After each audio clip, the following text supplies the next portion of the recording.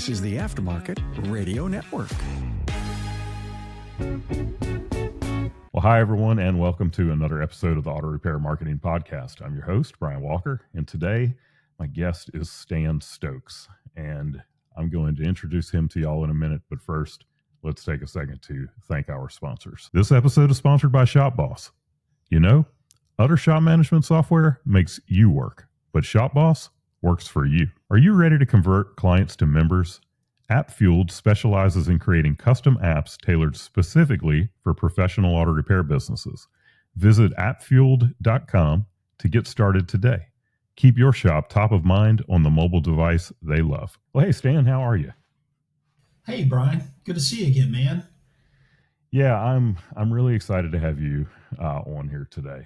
Just to give our listeners a little context before we get started, Stan and I were just at the Tools show together in Pennsylvania. We'd never met before that. I don't know how we've never met because I see that you've been around the industry for a while. And Stan has an awesome new product called GuestX, and as we go through our episode today, we'll introduce a bit of that to you. Our goal is never to be promotional on these podcasts, but he's built a tool that I really think is going to be a game changer in the industry. So I want to make sure that y'all know some about that. But Stan has got an incredible marketing background. I can let you tell us a little bit about that, Stan. And he and I just have some really common beliefs on some things. So I'm just excited to have you here today to talk about all of this. Well, man, me too. It's great. It is a small, big world. Automotive is, and so It's great that we got a chance to meet. Super excited to bring some of our insights to your podcast group and your listeners. And, really our goal is just to bring some things to light that really help us focus on fine-tuning our efficiencies and our processes and maximizing everybody's potential. So really, really grateful that you, I think I've embraced what you and I have been talking about and excited to share it. So thanks for having me. Yeah. So tell us a little bit about your background in marketing. Sure. Well, I've been in marketing going on probably two decades now. So really, I got into marketing right when Google came out with local search. So I'm going to date myself.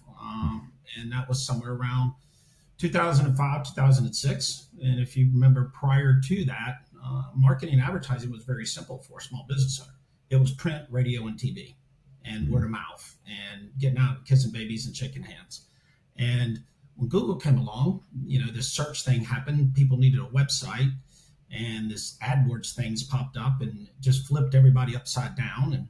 And then that industry just blew up, and traditional marketers got involved in digital space, and then social media came along. And so I've been around since the beginning of it. And it's been an interesting ride. The complexity of it is a lot when you're a small business owner, especially a shop owner, but any small business owner. If you don't have a bench or a good partner, it's hard because it's a lot of data. I mean, we're very data driven today. And I don't know about you, but most business owners don't want to know all the nuts and bolts. They want to know, did it drive my intention, which was, did it increase my business? And so I've been a part of that evolution, continue to be a part of it. A lot of things we're doing at GuestX is based on what I've learned, sitting in that role and really starting to separate the difference between marketing and operations. And I think that's been, matter of fact, we've spent the last 5 years studying this. And it was a lot of heavy lifting to validate our hunches. I think we all have hunches, but my team is more centered around, let's do some data validation on this. A lot of my team is operations people. And I'm more shifted to the operation side, even though I was in marketing, I brought an operational perspective to it. So you gave me some data, great. How do I operationalize that data? And if I can't operationalize it, what's the point of it? So, yeah. So, just to keep our listeners from having to wait too long to kind of understand what it is that we're going to get into today. Um, some of the conversations that you and I had when we were at Tools were all around marketing and this idea that like when a shop gets slow, the first place that a shop owner will often look is to marketing. They're calling up their marketer and they're like, "Hey, we're slow. What is going on?" And because you have that marketing background, if I understand right, one of the reasons that you built GuestX was to help people understand that when that happens, it's not always the marketing that's causing the issue. So that's going to be the overall theme of a lot of what we're talking about today. And I also want to make sure that everyone knows we're not being like apologists or anything for marketing, because sometimes it is absolutely the marketing, but there's other things that you may want to look at, and ultimately it's one of the primary functions that GuestX is going to do is to help you look at these things and determine where the problem actually is. So, tell us a little bit about that. Your thoughts on the idea that it may not be the marketing. Yeah, well, it's organically happened. And I think that's the challenge we have, is that if you just think about call recording really took off when digital came along, Mm-hmm. right? And you got to click. I'm going to put a phone number on that click to the AdWords so I can show you that you got a phone call from this marketing campaign. And now we know everybody's got call tracking numbers.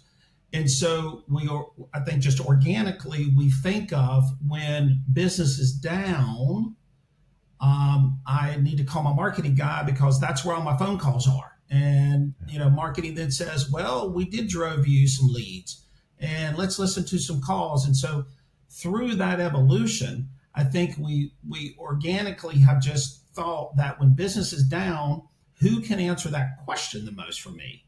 Well, that might be my marketing guy who's driving my campaigns.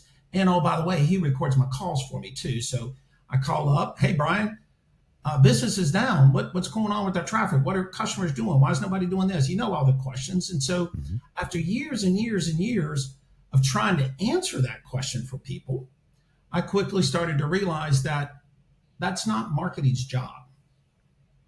That's an operations job, right? And I didn't hire you to define process for me. I didn't hire you to tell me how my team is doing or what my team is doing, or position that you did drive me a lead, right? And then talk about, well, let's talk about what the definition of a lead is and what is a phone call and all those things. And so I think it's just happened, Brian, organically, because that was the platform that we would go to, and we tied that to marketing. Does that make sense? Yeah, it does.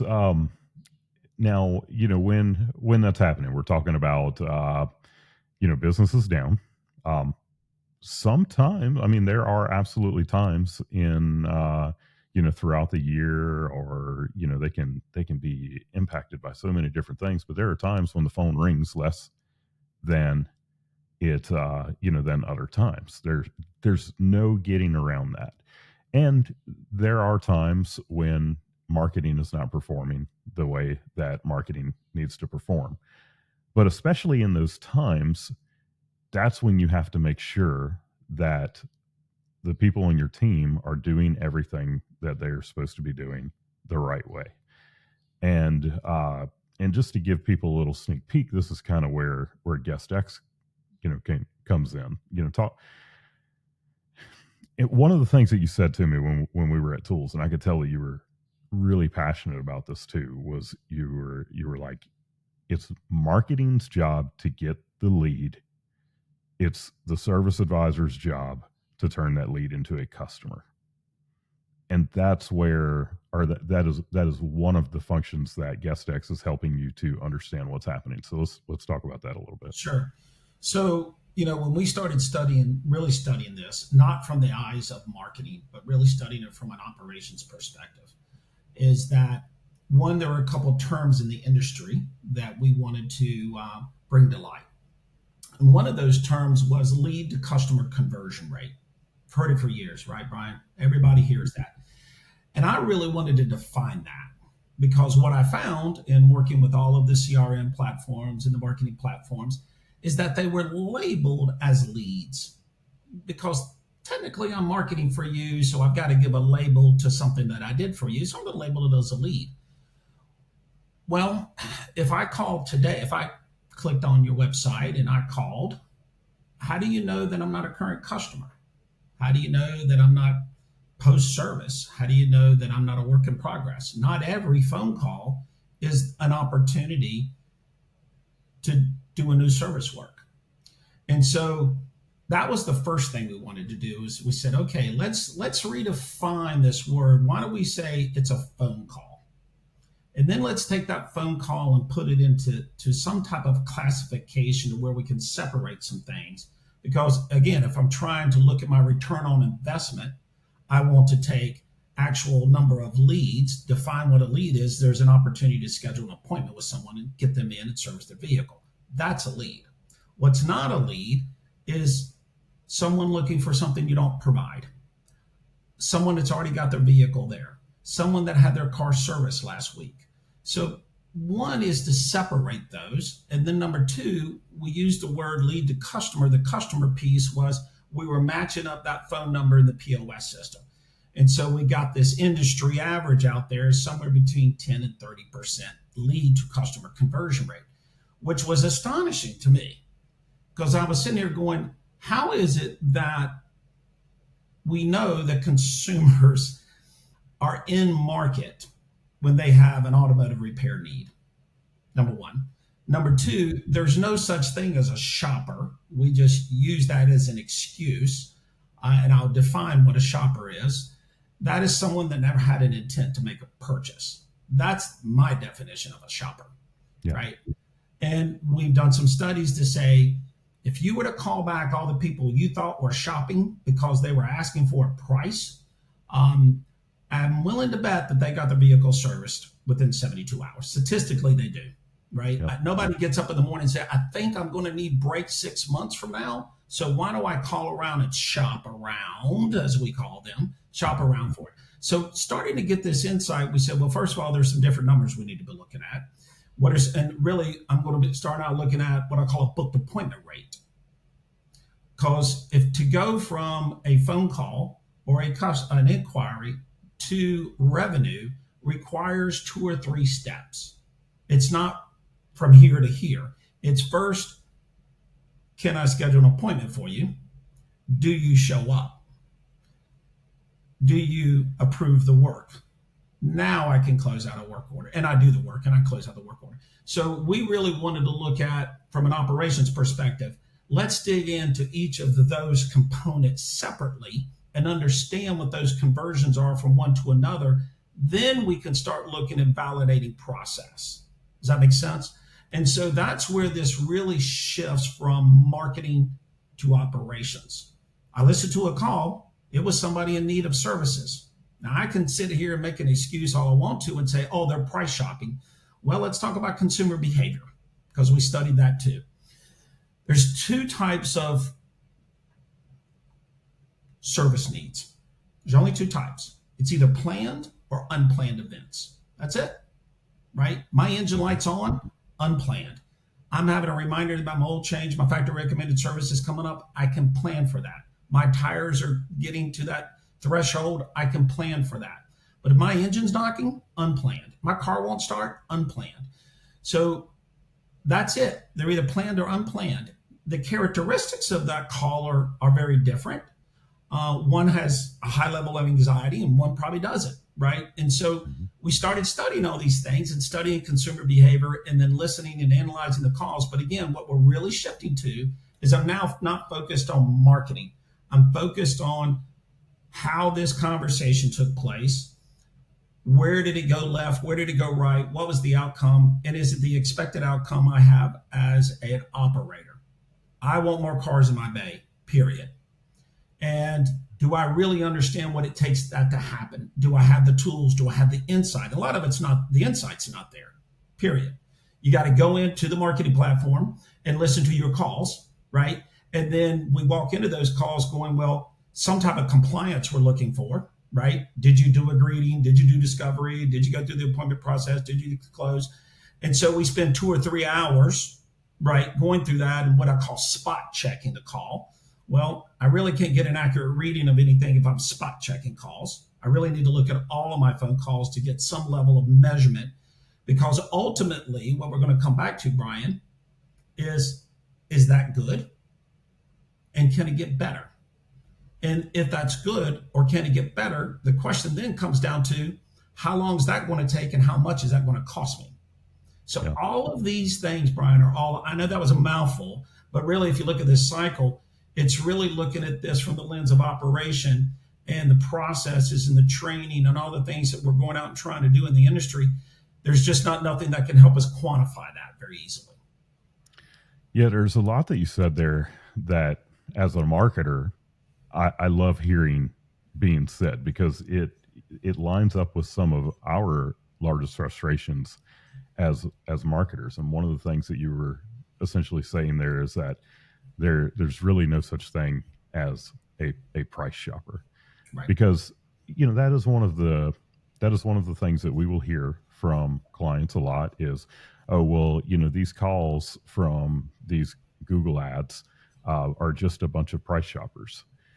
And I love how you said, you essentially said nobody wakes up in the morning and decides, oh, let me call some auto repair shops and see how much something would cost, because that would just be fun to do. They have a need. They have a need. But what I have always heard the coaches in the industry say is that the caller does not know what else to ask. 100%. Like when they call you and they ask how much is a brake job, it's because they don't know what else they should be asking. And you said the studies show that person is going to have that vehicle repaired within 72 hours. Yes. So what should the conversation look like when someone calls a shop and their question is, how much is it for XYZ service? Yeah. Well, what's interesting, as we did this research, we found that every conversation with someone that's never been to your shop before, that conversation starts one of two ways. Always. It's either how much is or do you fix, or a combination of both, or some story that gets back to how much is or do you fix. Mm-hmm. Because I don't know anything about you. I have a Tahoe and the transmission's making some noise, or there's some noises coming out. Well, I'm first either thinking, do you fix Tahoes? Because I only want a Tahoe guy on my vehicle. Or I'm thinking, oh crap, how much is this going to cost? So you got to think about the consumer behavior and realize that they are not the ones on the receiving end. You're on the receiving end, so you get this question asked all day long. And so you've coined this phrase with, man, all I do is get price shoppers. Mm-hmm. And we've used that as an excuse to justify our behavior, right? But go back from the consumer and let's shift this out of automotive for a minute. Let's talk about something that people in automotive, put yourself in a consumer and your HVAC system stops working. What do you think first?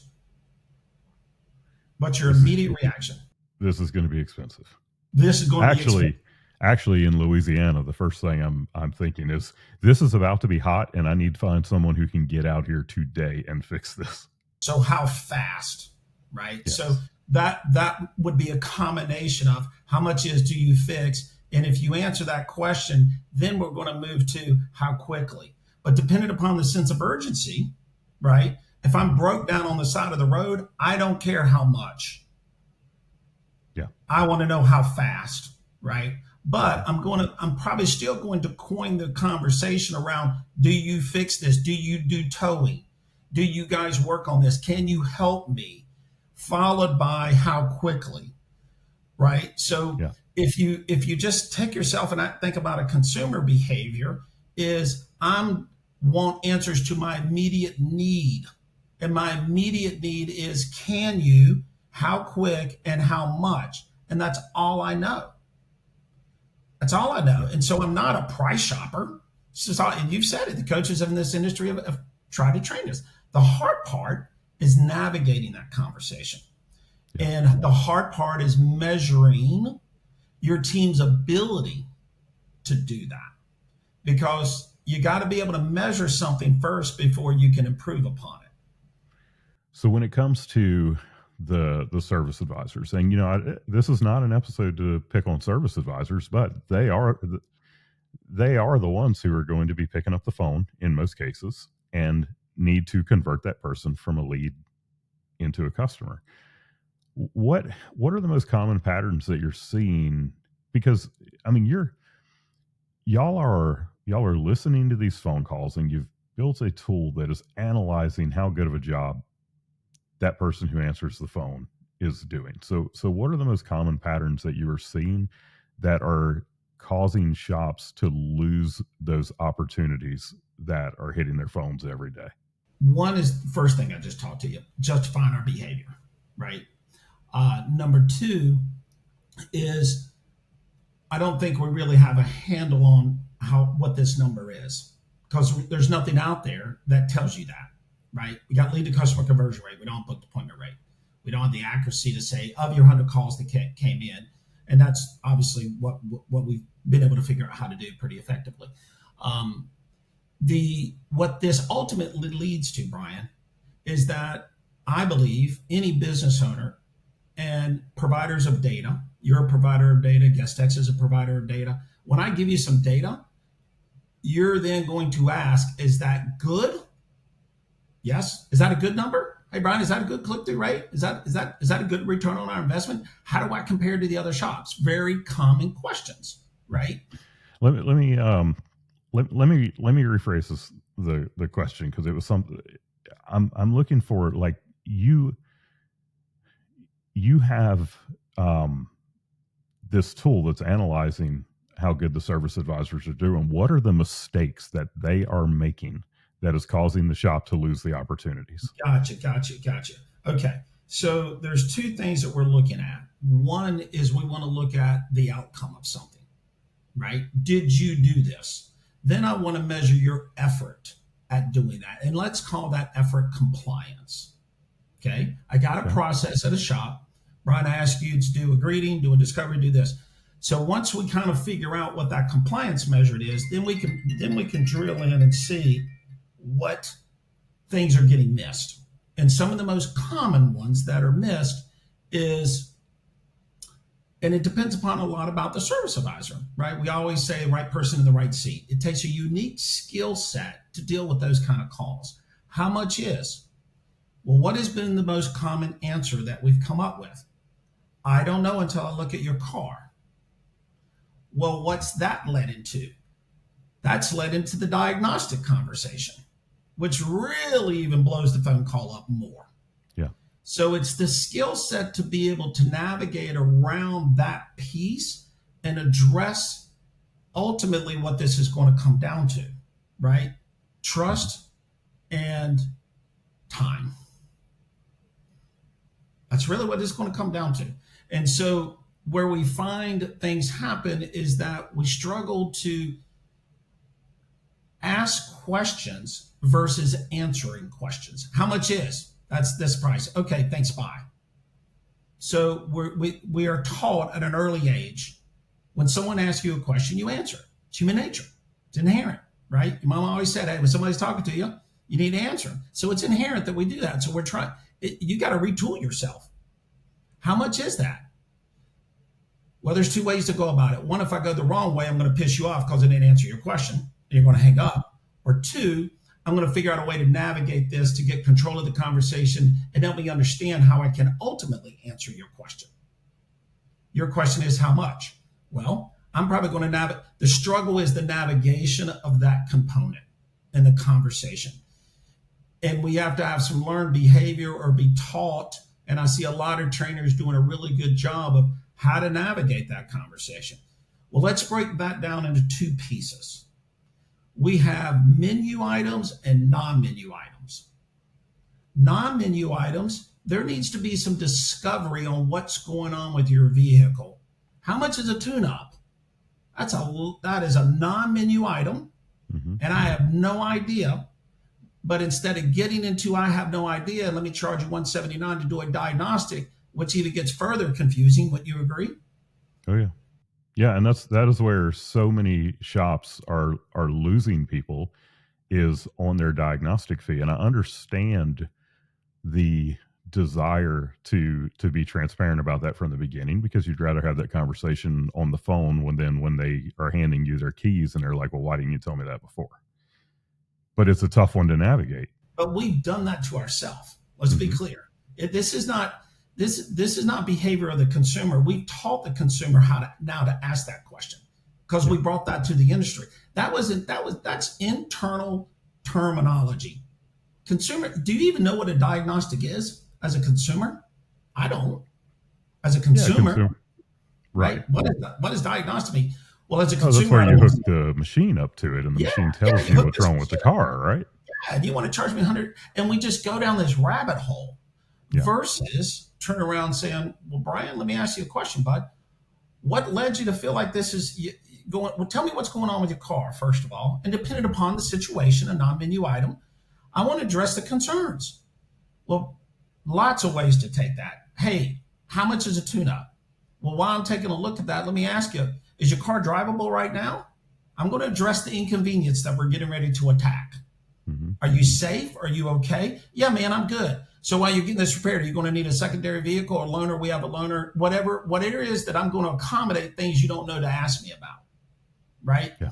And what we've seen is we start to address the other issues that we know that are going to come up. We can kind of start to see the behavior change on the consumer side. Does that make sense? Yeah. That's and hopefully that's answering your question, right? Is what is it that we're seeing the most of in these conversations around non-menu items? A menu item, there is nothing to talk about. It's a convenience issue.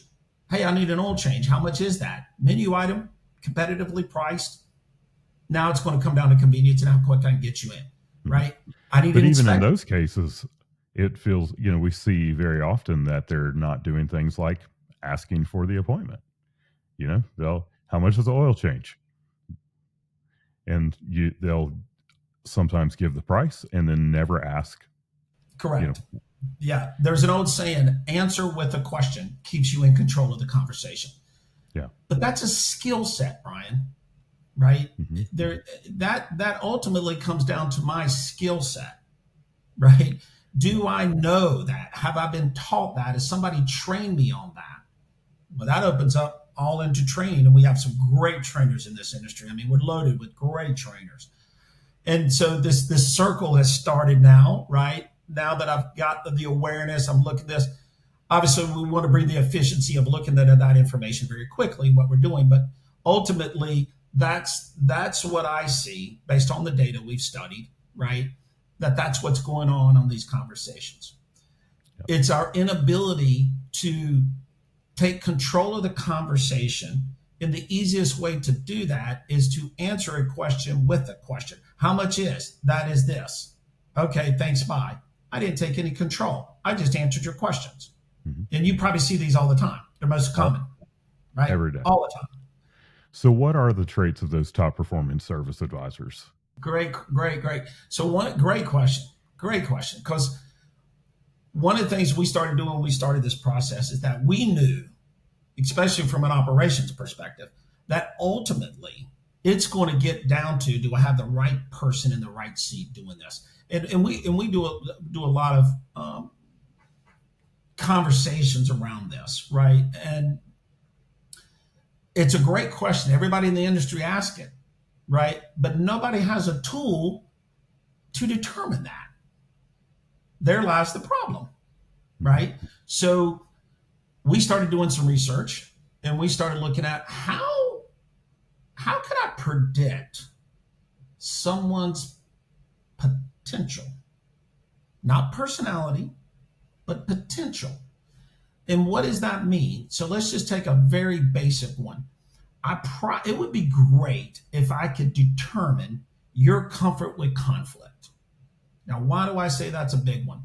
How much is? I don't know until I look at your car. 90% of our conversations start with conflict. Agreed? Yeah. Then you get my car and you come in, right? So I go for the booked appointment, I show up, you do your nice DVI, you send it to me, and you have 5 other problems. I'm already on the defense when I've looked at that DVI report and I came in for an oil change. Am I not? Hey man, Okay. I just came in to get my oil change. What is this? What is all this stuff? So if you think about the role of a service advisor, and we're going to do some workshops on this and some upcoming events, is the role of the service advisor has changed. 80% of their job is some type of conversation. Would you agree? Yes. Right? I'm either talking to you on the phone about bringing your vehicle in, or I don't really do a lot of texting and booking an appointment. You go online, you lose the online schedule, you either do it, you don't. There's not a lot of things going on there. And that's why you see a high conversion rate with online booking. But if a consumer doesn't know anything, they're going to pick up the phone and call you, especially if it's a non-menu item, right? Mm-hmm. And so that is a skill set. The other piece of that skill set, and that when we talk about that conflict piece, is that when we're going over recommendations, you can listen to those conversations and you'll pick out where someone's just not comfortable. And so being able to measure that and determine someone's ability and predict that does 2 things. One, it answers the question of, can Stan do this? Yes, he can. How long is it going to take and how much money am I going to have to spend to get him there? We say this all the time. Dr. Marshall says this all the time. He says it really comes down to how long and how much to get someone to the performance potential I want them at. Mm-hmm. Does that make sense? So these we call them inherent traits, or these things that we assess, is we're assessing very specific, role-specific things of a service advisor. Comfort with conflict is one of them. Understanding what motivates them, right? We hear a lot. I hear this is a great one. I'm just going to create a comp plan, and I'm going to incentivize my guys financially. Hear that all the time, don't you, Brian? Right? I'll restructure this, and now that kind of know this, if we convert more leads, I'm going to do this, and I'm going to do this. That's great, but what happens to the service advisor that's not financially motivated? He's motivated. I had that. Yeah, go ahead. I had that situation with one of the technicians in my shop, and I'm a very money motivated person. So, and I think that we tend to look at the way that we think about things and put it off on other people. But I had, one of my technicians, just an excellent technician, one of those guys that never had a comeback, but he was going to do 25, 30 hours a week. And that was it, whereas every other one of my technicians in the shop, they were high performers. Like 50 hours was a bad week for them. But, this guy, he didn't, like, we could offer more money, but he did not care. That was not his thing. He wanted more time off to go spend with his family. And it's like, okay, well, if you can still get that 30 hours done in 4 days, then we'll let you have a 3-day weekend. And man, did that motivate him. Absolutely. But how long did it take you to figure that out? It took quite a while. And it was actually at a coaching program where they were talking about the various things that people are motivated by. And it was like, wow, we've never thought of that. Yeah. And so when you put all these pieces together, this comes down to 3 things. I want to measure outcome of something. Did this happen? So did you book an appointment or not? Did you get an approval or not? Because as an operator, most operators are very what I call enterprising. They're visionaries. They're looking at top line numbers, and they're moving forward, right? That's why we own our own business. But most of the people who work for us or operate for us are very tactical in manner. They follow process. They need the book. They need the manual, right? And so when you look at the things that we're trying to do is, if I can reduce the amount of time it takes you to answer the question that you just went through, there's a huge impact on that. Financially, there's an impact because what I call the cost, and I don't like the word bad hire, the wrong fit, right? But we use the word bad hire. It's some of our jargon we use, but it's a wrong fit. It gets back to fit for role. And the cost of that is well in the 6 figures now. It takes at least 90 days, more around 6 months, to determine that, depending upon the front of the house, the back of the house, and your experience, right? But what were you at risk? That guy had been with you a while, yes? Yeah. And he was a good technician, so you didn't want to lose him, Mhm. but you were on the risk of losing him if you didn't really start understanding what motivates him. Right. And as soon as you said, I'm going to accommodate what drives you, I'm going to give you an extra day off, you got the behavior you were looking for, the outcome you were looking for. Yes. So it's being able to put these three things together, right? Know what my outcome is, measure my effort to that. Will they, can they? And then ultimately, what's their ability to do it, which is performance potential. If you put all three of those together, then you're solving this problem very quickly and cost effectively. So you talked about, is this person capable of doing these things? And we're at least I am talking a little heavy on the phone skills side, and there's so much more to it than that. There's a lot of skills with the face to face and all of that are just as important. But if you're not good on the phone, then they're never going to see you face to face to give you that opportunity. So, when it comes to things like phone skills or those face to face skills with the client and learning how to answer a question with a question and control the conversation and overcome objections and all of these things, how much have y'all found of that is natural talent versus learned behavior? So I think you have to define what inherent and learned behavior is, right? And so Dr. Marshall, that's been in this industry studying behavior for 40 plus years, and they've assessed 30, 40 million people worldwide, obviously a content expert, right? Mhm. Will talk about there's really three primary traits that are inherent. They're not going to change. And those are enterprising, independence, and enterprising. Oh, just drew a blank there. Back up. Oh, hit a roadblock. Let's see. Enterprising, achievement, and independence. Enterprising, Okay. achievement, and independence. Those are learned at an early age. Okay. Learned behavior is comfort with conflict, your emotional orientation, right?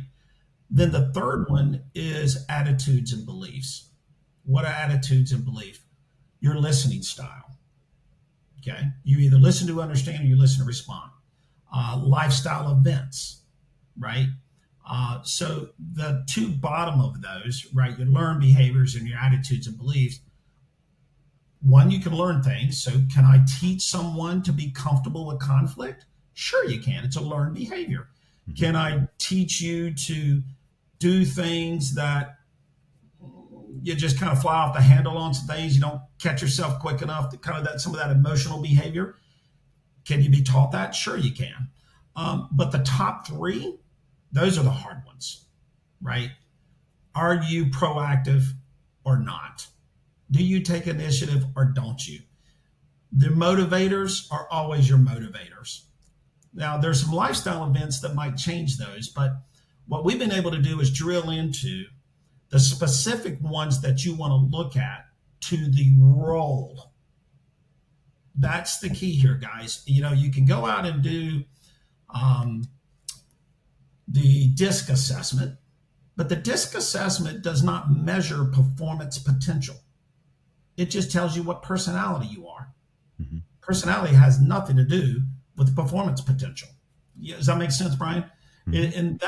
And I think that's one of the things we struggle with this industry is we got great training, we got all the data in the world, but ultimately it still comes down to how long, and do I have the right person in the right seat? So if I can attack that first and address that first, then all the other things that I want should follow in line. You look at top performing shops, and you see a common thread with all of them. They got the right people in the right seats. They got the right leadership. Would you agree? Oh, absolutely. And that's what makes them great. Yep. It's not about their demographics, and location does have something to do with it. There is some competitive things, but at the end of the day, people do business with people. right? Yeah. I'm going to bring my car to you because I trust you. It's a commodity item. I can get my car fixed anywhere. So what Yeah. makes you different is your people at the end of the day. So the more insight we can have into our people and what drives them and what motivates them and what they're good at and what they can learn and can't learn, that's the problem I really want to solve the most. Wouldn't you agree?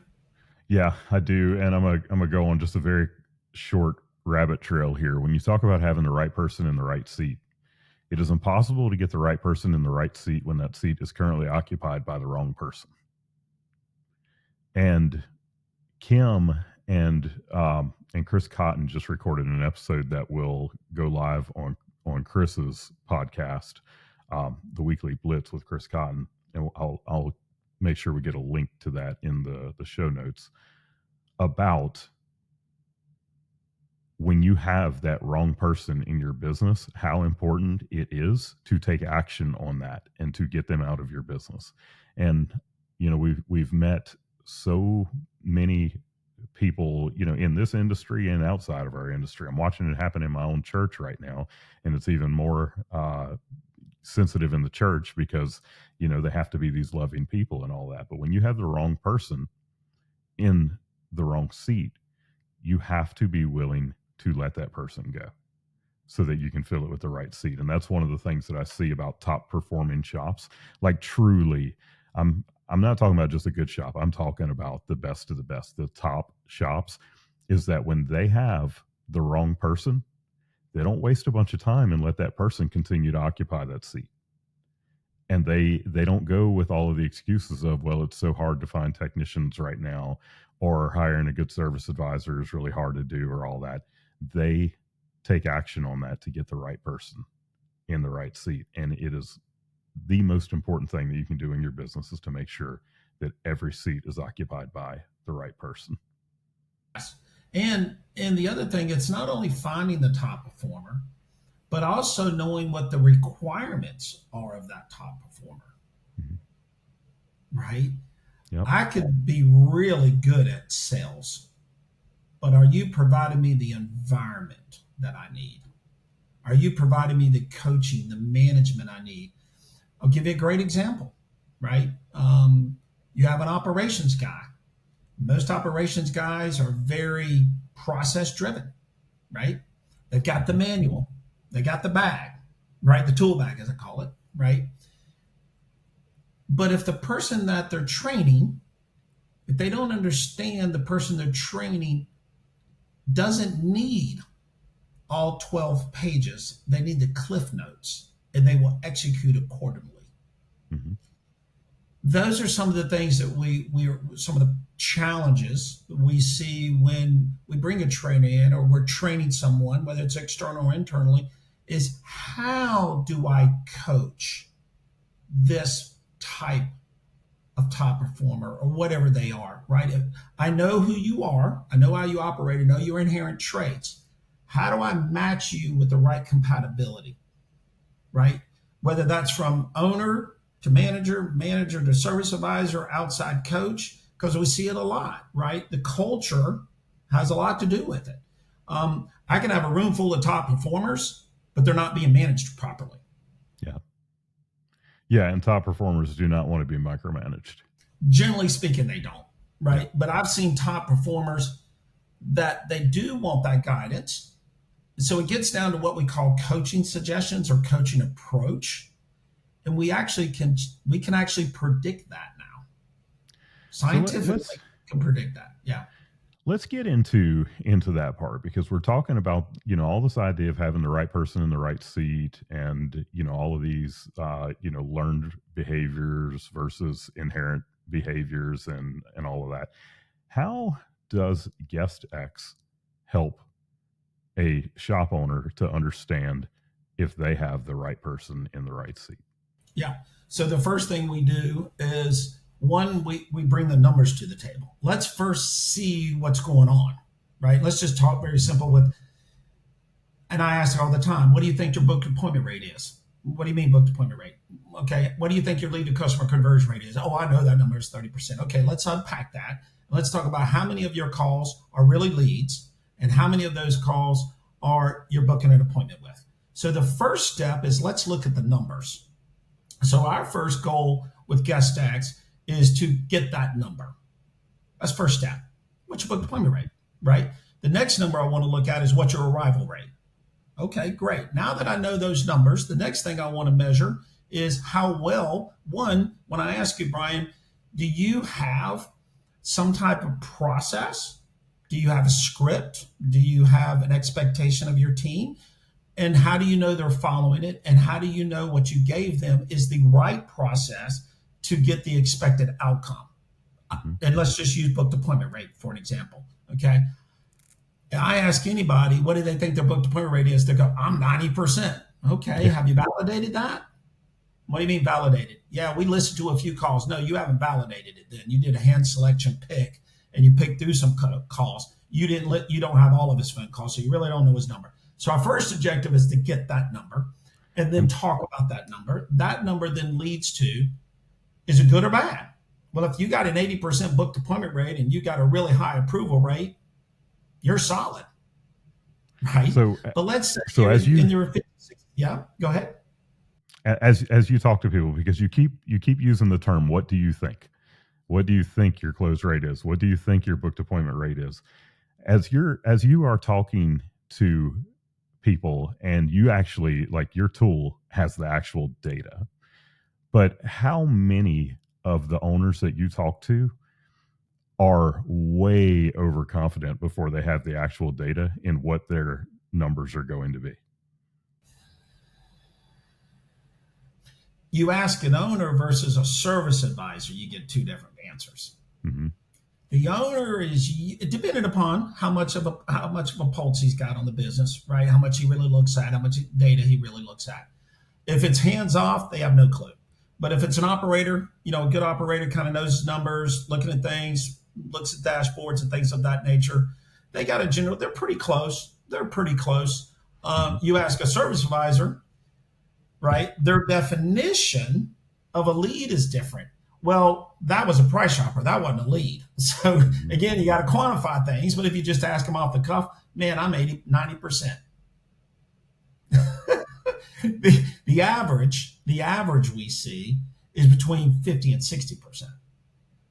We've seen it as low as 30 and 40%, right?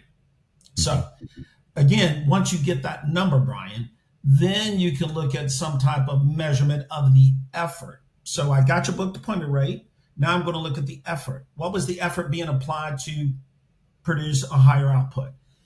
Then that leads to what we call a performance potential measurement. And we call that a questionnaire. So when we onboard the client, everyone will take this questionnaire, and that's how we collect that data. And then we analyze that, run it through our system, right? That predicts that. And then we review that with the owner, their trainer, whoever is going to be responsible for coaching that team member.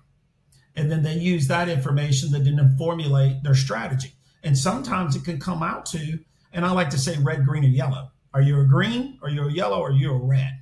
Well, the green, red, and yellow is going to dictate, do I have the right person in the right seat, right? So let's say I've got somebody that's in the green, right? From a performance potential perspective, they're in the green, but their booked appointment rate's low. Well, why is that? So again, part of tying all three of these together, we can quickly start to answer those questions very effectively and then provide that information back to the trainer, to the coach, to the operator, whoever's responsible for training the team. Does that make sense? Yeah. Mm-hmm. So it's not intrusive. We don't present it as an assessment of somebody. We present it as a questionnaire, an onboarding process. So when we were at Tools, you showed me GuestX. I got to see some of the inner workings of this thing, and I was blown away by what I saw. But there was one of the things that I think that you feel is the most important part of it, and I think it probably is one of the most important parts, and that is this report that is sent to the owner, the manager, 7 a.m. the morning after, like the next day. Talk about that report and what somebody would expect to see inside of that report. Sure. So we call that the daily notifications report. And it's a snapshot of what happened yesterday, right? And it tells you the outcome of your calls, right? How many calls came into the shop, how many of those were leads, right? What the booked appointment rate was. And then of those ones, leads that you didn't book an appointment with, it gives you insight to the call so you can take action on it. Mm-hmm. And that has probably been one of the most single valuable tools we've put out, right? Because nobody wants another dashboard to log into. So we try to automate feeding information, spoon feeding information, right? There's a time and a place to bring accountability to the table. And I've seen other systems like, oh, we send alerts immediately. Well, that sometimes can be disruptive to the business. So you kind of got to figure out the environment of the shop, but we can tailor when we're sending out this information to them. But ultimately what we're doing is we're allowing you the opportunity to be proactive instead of reactive. And what I mean by that is that person's probably still in market. And if you were unable to agree to appointment time, or you weren't able to offer an appointment, or whatever the scenario is, let's call them back and see if we get them back in the door. And that's powerful. And we've seen anywhere from 20 to 50% rebook appointment when they have a good process. And again, a lot about what GuestX, it's just not another platform and another tool to measure something. We bring the consultative insight, right, is saying, hey, let's talk about how you're going to execute this and how you're going to implement this from a process perspective into your culture, into your shop. And all those things are important because when you start bringing phone calls into the shop, into a service advisor's hand, that can kind of come across the wrong way, right? And so you got to be very careful when you start filtering this kind of information down into the system. So we work real hard with the shop to make sure that they're leveraging this in the right way and not what I call weaponizing the data, right? You ever heard that term, right? Don't weaponize the data. And so we work real hard to say, how do you execute this? How do you roll it out? But that has probably been, Brian, one of the most valuable tools to bring awareness to the front of the house immediately to where they can take action on it. Yeah. Yeah, as I was looking at this tool, I'm seeing where, and it's using artificial intelligence to analyze the call, and it's letting you know, not in the report that I was just talking about, but it's letting you know, did the person who answered the phone, like, did they identify themselves? Did they give their name? Did they give the shop name? Was this an actual lead, or was it a service not offered? And then, things like tone. I was blown away by that you can actually analyze the tone of the service advisor's voice. Were they friendly and welcoming and all of that? Did they ask for the appointment? And then you brought up something when we were talking about the appointment that I thought was really interesting, and that was perceived appointment versus appointment. And I've never really thought about that, but I have heard many, many perceived appointments. Talk about that a little bit. Perceived. So again, I won't let all of our sauce out, right? But yeah, what we've learned, again, studying this, it's one thing to build a mousetrap. It's another thing to understand what to do with it, right? And how do you leverage it and how do you operationalize it? I'll ask people what their definition of an appointment is, right? And perceived is just bring it on by. Just bring it on by. Yeah, just drop it on by. Not confirmed, not a drop off, not a toe in or something of that nature. And so some of our sauce is the ability to recognize those calls with the intent of, do I need to take some action on that, right? From a training perspective, right? And a coaching perspective, because ultimately is that behavior or that type of communication driving the expected outcome? And what is the expected outcome? Did they show up? Yeah. Right. And so we want to be able to connect that information to the next step. The next step is, did you show up? Did you arrive? Right? So that's why we've got these unique identifiers in our process that looks at, I'm going from step A to step B to step C. So that's a big one. I mean, you'd be amazed how many people go, yeah, I scheduled an appointment with them. Yeah. What you Well, I said think is about, on by. yeah. Yeah. I mean, I think about it at my shop, and I've talked about our service advisor, Michael, which Michael works with us now at Shop Marketing Pros, uh, as a salesperson. And he was so good as a service advisor. But one of the things that he would do is, if he knew that at 10 a.m., Mrs. Jones is going to be showing up. She's a first time client. She's going to be showing up in her 2010 Tahoe, and at 9:55 a Tahoe comes driving in the parking lot. He can walk to the door and pretty much greet her by name, because he can make the assumption that, okay, Mrs. Jones has an appointment at 10 a.m. for a Tahoe. Here comes a Tahoe with a lady, dropping it off. He can meet her at the door and greet her by name. Well, you can't do that kind of stuff, with a perceived appointment. And I know y'all are looking at it from a completely different lens than that, but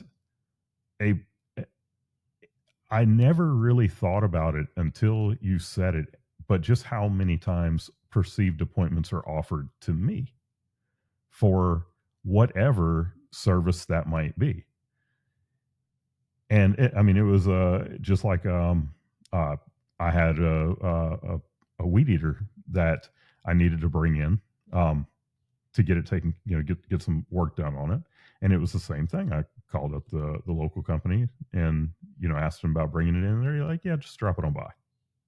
Well, now I'm looking at that, and it's like, it is a missed opportunity to provide a higher level of service, but it's also a missed opportunity to be able to track how many of your appointments actually show up, because you can't track whether a perceived appointment showed up, but you can track that, oh yes, bring it in on Tuesday the 26th at 8:05 a.m. Yes. Do you ever go to the dentist and the dentist just says, just come on back? Not a chance. No. Right. Yeah. So there's a level of commitment that I want to have with someone that I've spent time with. I've addressed their concerns. I'm a professional. My business is a professional. And obviously there are those cases, right? I get it. It's not 100%, but if I don't commit and you don't commit, we don't have a commitment. Yeah. Right. So you kind of get off the phone going, well, I guess I can, if I want to, right? But if I've taken the time to get your vehicle information, put you on the schedule, remind you that we're going to be sending you a reminder of our appointment. If anything should change, please let us know. You're committing to me. Mm-hmm. You're going to have a higher sense of responsibility as a consumer. Yes. A retail shop, think of retailing. I don't have to go to the retail shop because it just goes if I want to, right? I'm not talking about, you know what I mean by retail, right? If I just want to go to Lowe's, I go to Lowe's. I don't have to make an appointment. I can go whenever I want to. But if I want to go see a professional, a service, if I need my HVAC, if I need my plumber, any trade, or any of those, every now and then, well, think about it. Let's switch gears just for a second. Think about our trade industries, right? Landscaping, mechanical work, HVAC, roofing. The guys that just say, well, I'll swing by your house tomorrow afternoon. Yeah. How do you take that versus my technician will be at your house between 3 and 3:30? Which one do you want? Yeah, I want the between 3 and 3:30. Yeah. Which one? It shows. Yes. For one, it shows me that you respect my time. Right. Because it drives me nuts, especially some of these like 4-hour windows that some of these service companies will give you. And I understand why they do it. I get it. Yep. One of the things that we were taught when we had our shop was to never schedule on the hour or the half hour. So you don't offer somebody, you don't tell them bring it in at 8 a.m. You tell them bring it in at 8:05, 8:10. It's much more precise than, if you just say 8 o'clock, Yeah, probably be there within a half hour either way of it, or 8:30. Same thing. But if you're telling them a a much tighter window, like, okay, you have an appointment at 8:10 a.m. It's an Mhm. unusual number, so they're like, oh, they must be like scheduling really precise, so I need to make sure I'm on time. I'll give you another little nugget. How many times do you hear on the conversations where the customer calls and says, I want to schedule an appointment? And you turn around and say, well, what day works for you? Oh gosh. And I tell you, tomorrow afternoon, 2 o'clock, and you're booked. So, how many times have you heard people tell someone all the reasons why they can't do business with me? Well, I don't have Yes. this and I don't have that. I can't get you in now.